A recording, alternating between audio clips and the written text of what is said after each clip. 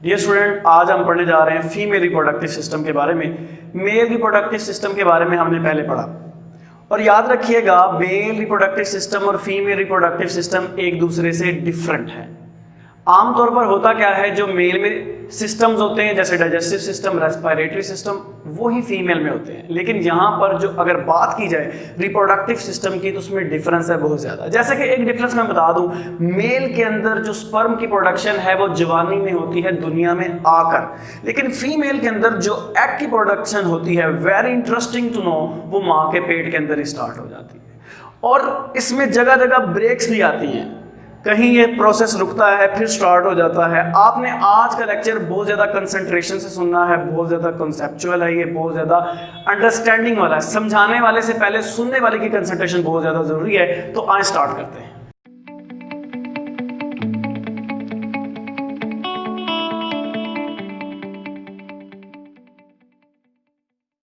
जी dear student, पहले तो इसको हम डिफरेंट कंपोनेंट्स में डिवाइड करते हैं फीमेल रिप्रोडक्टिव सिस्टम को। और वो कंपोनेंट्स क्या हैं? 2 ओवरीज, 2 ओविडक्ट, एक यूट्रस और एक एक्सटर्नल जेनिटेलिया।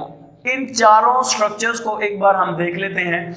यहां पर ये मौजूद है ओवरी, और हमने कहा था 2 ओवरीज मौजूद हैं। एक ये ट्यूबनुमा स्ट्रक्चर है, इसे कहते हैं ओविडक्ट, फिलोपियन ट्यूब और यूट्राइन ट्यूब। इधर क्या क्या होता है हम डिस्कस करेंगे। ये एक बैग नुमा स्ट्रक्चर है, इसे क्या कहते हैं? ये यूट्रस है। और ये बाहर एक्सटर्नल जेनिटेलिया है, जिसे आप वेजाइना भी कहते हैं। तो ये मेन इसके क्या है? स्ट्रक्चर है। अब हम देखेंगे 1 बाय 1 के एक एक पार्ट में क्या होता है। जैसे कि ओवरी का काम है ओवम बनाना, वो एग बनाना जिसने स्पर्म के साथ जाकर मिलना है और मिलकर फर्टिलाइजेशन के बाद इस दुनिया में किसी इंसान को लेकर आना है जाइगोट बनने के बाद। तो सबसे पहले देखेंगे होता क्या है। आपने उससे पहले देखना है इस ओवरी के अंदर बहुत ज्यादा कुछ सेल मौजूद होते हैं जो कि एक खास तरह के सेल्स में मौजूद, कवरिंग में मौजूद होते हैं, उन्हें कहते हैं फोलिकल। अब ये काफी ज्यादा मौजूद है।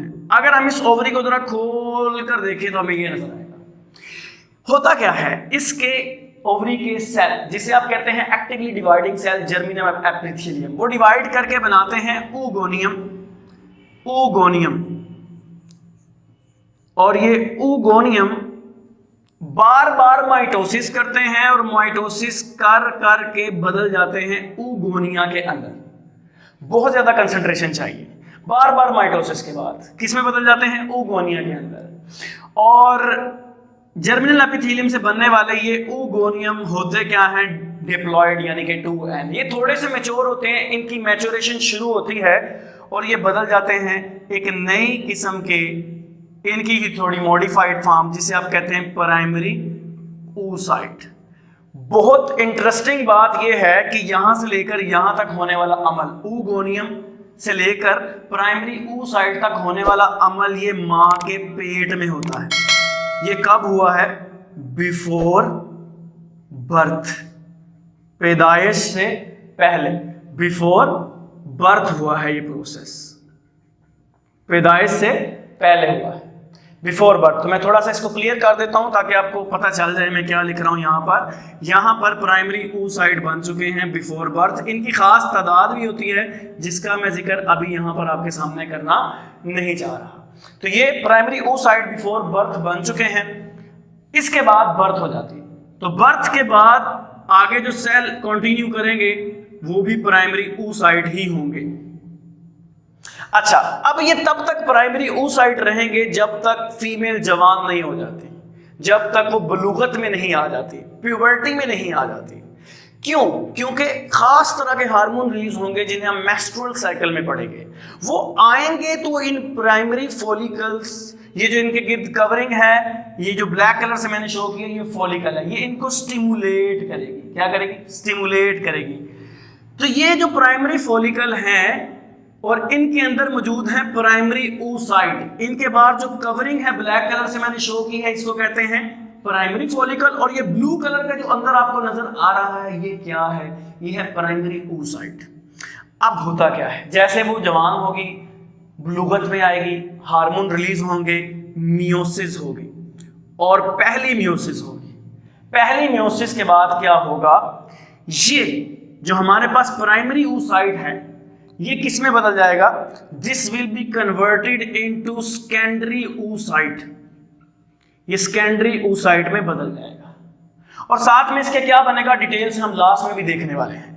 फिर उसके बाद क्या होता है, म्योसिस 2 होगी मगर नामुकम्मल, म्योसिस 2 होगी मगर नामुकम्मल, और ये प्रोसेस रुक जाएगा। ये प्रोसेस क्या होगा? रुक जाएगा। मगर कैसे? देखें, म्योसिस 2 होगी, म्योसिस 2 होगी सेकेंडरी oocyte में, और उसके बाद क्या होगा, अब ये सेकेंडरी oocyte का जो फोलिकल है, ये जो बाहर इसके मौजूद है काले रंग का, इसको कवर किया हुआ है सेकेंडरी oocyte को, इसको आप कहते हैं सेकेंडरी फोलिकल।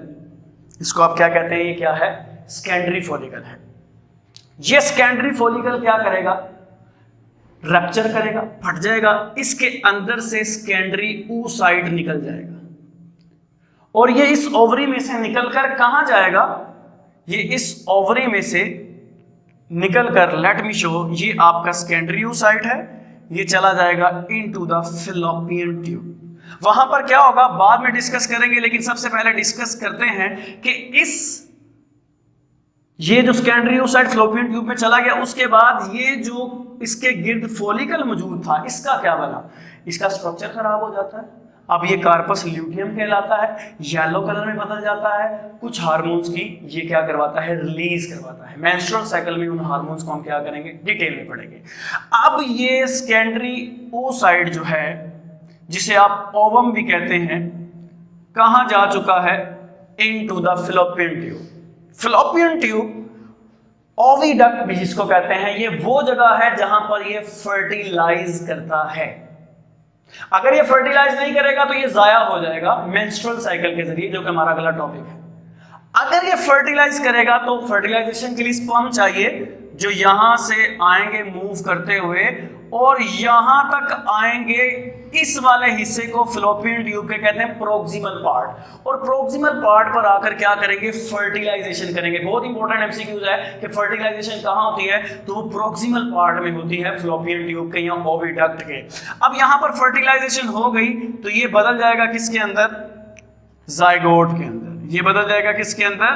जायगोट के अंदर बदल जाएगा, और उसके बाद ये मूव करेगा इनटू द यूट्रस। यूट्रस क्या है? एक बैग नुमा, एक थैले नुमा स्ट्रक्चर है, और ये किस लिए है? क्योंकि जायगोट एक बार बन गया, उसने आकर इस यूट्रस की दीवार के साथ अपना बसेरा करना है, यहां पर लग जाना है। इसको कहते हैं कंसीव या इम्प्लांटेशन। इम्प्लांटेशन का क्या है कि इन दोनों के दरमियान, किसके दरमियान? यूट्रस की वॉल के दरमियान, जो कि मदर की है, और बेबी के दरमियान एक कनेक्शन पैदा हो जाना, एक राबता कायम हो जाना, जिसे आप क्या कहेंगे? Through placenta. प्लेसेंटा क्या करता है? प्लेसेंटा मां में और बच्चे में गैसेस, न्यूट्रिएंट्स, वेस्ट, फूड, इन सब का क्या करवाता है? एक्सचेंज करवाता है। और याद रखें, ये जो प्लेसेंटा एस्टैब्लिश होगा, ये मदर की अंदर, यूट्रस की अंदर वाली वाल से होगा, जिसको एंडोमेट्रियम कहते हैं। यूट्रस के असल में 3 वाल्स हैं, एक हम कहते हैं सबसे अंदर वाली, फिर हम कहते हैं दरमियान वाली, और फिर हम कहते हैं सबसे बाहर वाली। इनके अलग-अलग नाम है। सबसे अंदर वाली को हम कहते हैं एंडोमेट्रियम, दरमियान वाली होती है मायोमेट्रियम, मायो मसल को शो करते हैं। इनका बड़ा इंपॉर्टेंट रोल है, ये कॉन्ट्रैक्ट और रिलैक्स करते हैं जब बेबी इस दुनिया में आ रहा होता है ड्यूरिंग लेबर पेन। ये उनको बाहर की तरफ क्या करते हैं? पुश करते हैं। अंडर वाले क्या कर रहे हैं? मसल ये अटैचमेंट कर रहे हैं, और ये अटैचमेंट प्लेसेंटा है, मैंने ये सारा आपको बता दिया है। तो इस अमल को क्या कहते हैं? कंसीव हो जाना या इम्प्लांट हो जाना। ओके, उसके बाद हमारे पास जो पार्ट आता है यूट्रस के बाद, उसको हम कहते हैं दैट इज वेजाइना, जो कि एक्सटर्नल जेनिटेलिया है। और वेजाइना और यूट्रस के दरमियान एक सुराख, एक ओपनिंग आती है, जिसे कहा जाता है सर्विक्स। जिसे क्या कहा जाता है? सर्विक्स कहा जाता है। इसमें तो uterus open into vagina through the opening is called as cervix. Okay dear students, ये तो तब है जब फर्टिलाइजेशन हो जाए। अगर नहीं होगी तो ये सब कुछ जाया हो जाएगा, ये सेकेंडरी oocyte जाया हो जाएगा एक प्रोसेस के लिए, जिसे क्या कहते हैं? Menstrual cycle. उसे हम क्या करेंगे? बाद में डिटेल में देखेंगे। आए तो फिर oogenesis को हम देखते हैं डिटेल के साथ कि oogenesis क्या है, oogenesis किसे कहते हैं। oogenesis फीमेल में एग प्रोडक्शन के जो प्रोसेस है, उसे क्या कहा जाता है कि ये oogenesis है। मैंने आपको जैसा कि पहले बताया कि फीमेल के अंदर कुछ सेल्स होते हैं जिसे आप कहते हैं जर्मिनल एपिथेलियम सेल, जो कि बार बार माइटोसिस के जरिए डिवाइड करके oogonia बनाते हैं। oogonia क्या है? 2n सेल है और ये बार बार माइटोसिस करके oogonia में बदल जाते हैं। इनके गिर्द मौजूद होता है फॉलिकल। oogonia के गिर्द जो मौजूद फॉलिकल होता है उसे कहते हैं प्राइमोडियल फॉलिकल।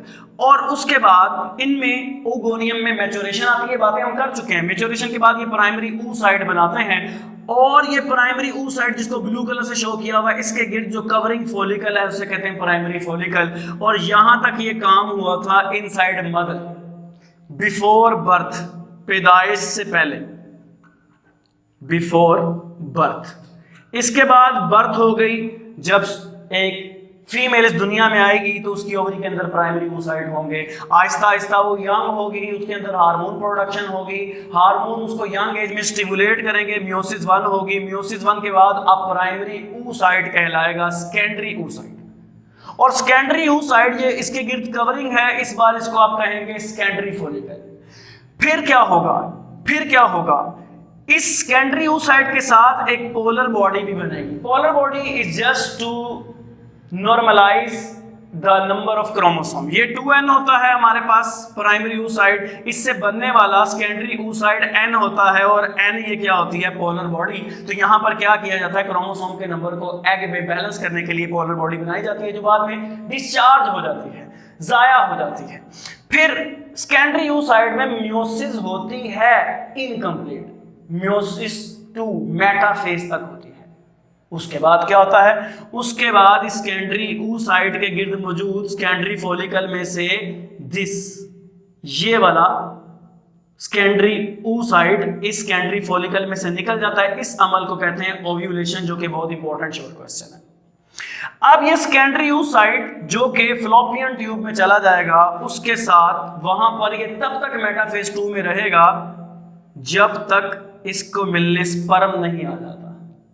जैसे स्पर्म इसके साथ मिलेगा, इसकी बकिया जो मियोसिस है वो कंप्लीट हो जाएगी और ये बदल जाएगा जाइगोट के अंदर और एक मजीद पोलर बॉडी बनाई जाएगी ताकि क्रोमोसोम के नंबर को क्या रखा जाए? बैलेंस रखा जाए, जो कि बाद में जाया हो जाएगी। ठीक है जी। लेकिन यहां से जब ये सेकेंडरी oocyte निकल गया और स्पर्म के साथ मिलकर इसने जाइगोट बना दिया, तो बचने वाले सेकेंडरी फॉलिकल का क्या होगा? वो कॉर्पस ल्यूटियम बनाएगा, जो कि हार्मोन रिलीज करेगा। और उसका फंक्शन क्या है? मैं बार बार कह रहा हूं, मेंस्ट्रुअल साइकिल में पढ़ेंगे। मेंस्ट्रुअल साइकिल और बर्थ के मैकेनिज्म इसको थोड़ा थोड़ा देखेंगे। मेंस्ट्रुअल साइकिल क्या है?